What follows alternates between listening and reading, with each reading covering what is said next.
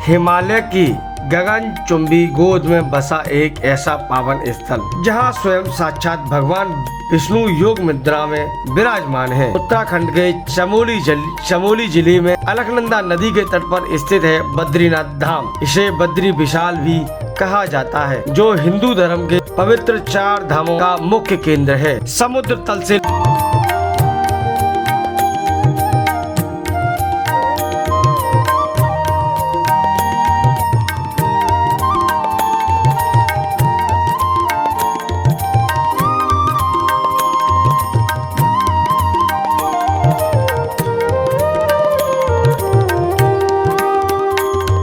लगभग 3133 मीटर यानी 10,279 फीट की ऊंचाई पर स्थित यह धाम केवल एक मंदिर नहीं बल्कि करोड़ों सनातनी भक्तों की आस्था का जीवंत प्रतीक है। यह वह स्थान है जहां आकर आत्मा को परम शांति की अनुभूति होती। पौराणिक मान्यताओं के अनुसार सतयुग में इस पूरे क्षेत्र को बद्री का आश्रम कहा जाता था। बद्रीनाथ धाम 2 पर्वतों के बीच सुरक्षित है। नर पर्वत जो अर्जुन का प्रतीक है और नारायण पर्वत जो स्वयं भगवान विष्णु का प्रतीक है। इनके पार्श्व में नीलकंठ शिखर अपनी दिव्य छटा बिखेरता है, जिसे हिमालय का गढ़वाल क्वीन भी कहा जाता है। आखिर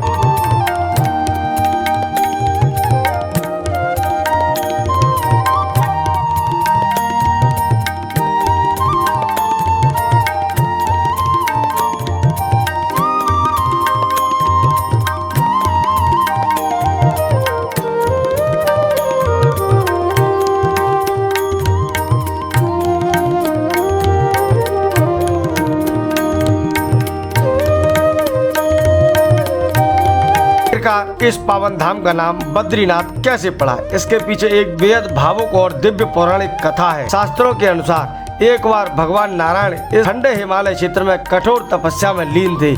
वह तपस्या में इतने मगन थे कि उन्हें सुध ही नहीं रही कि कब वो भारी बर्फबारी शुरू हो गई। जब माता लक्ष्मी जी ने अपने आराध्य को बर्फ से ढका देखा तो उनसे भगवान की यह स्थिति देखी नहीं गई। भगवान विष्णु जो धूप वर्षा और बर्फ से बचाने के लिए माता लक्ष्मी स्वयं एक विशाल बद्री यानी एक पेड़ के रूप में वहाँ खड़ी हो, उन्होंने सारा कष्ट पर झेल लिया, लेकिन भगवान की तपस्या में विघ्न नहीं आने दिया। जब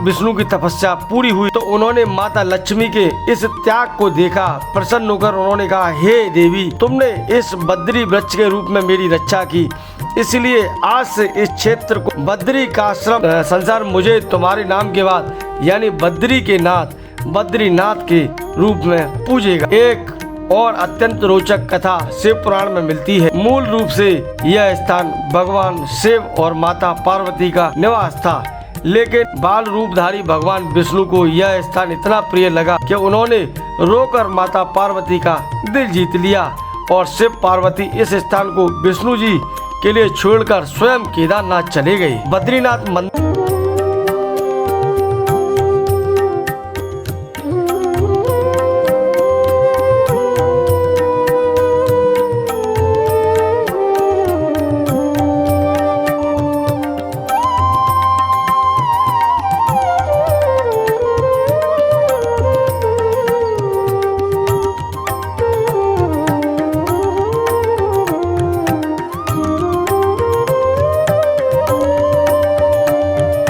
के वर्तमान स्वरूप की स्थापना का श्रेय 8वीं शताब्दी में आदि शंकराचार्य जी को जाता है। बौद्ध काल के दौरान भगवान की मूर्ति को अलकनंदा नदी के नारद कुंड में विसर्जित कर दिया गया था। आदि गुरु शंकराचार्य ने अपने दिव्य ज्ञान से उस मूर्ति को कुंड से निकाला और इसे इस मंदिर में पुनः स्थापित किया। यदि आप मंदिर की वास्तुकला को देखें, दक्षिण भारतीय मंदिर जैसा नहीं दिखता। इसका मुख्य कारण शंकुधारी आकार और रंग बिरंगी नक्काशी जो कुछ हद तक बौद्ध विहारों से मिलती जुलती है।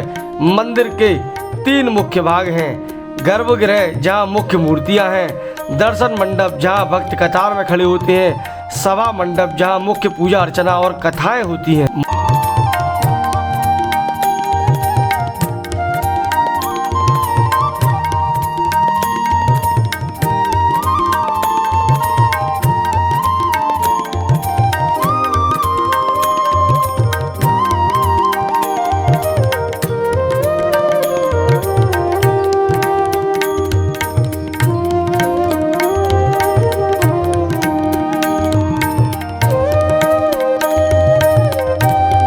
मंदिर के ठीक नीचे अलकनंदा नदी के किनारे स्थित तृप्त कुंड यहाँ प्रकृति का एक अद्भुत चमत्कार है।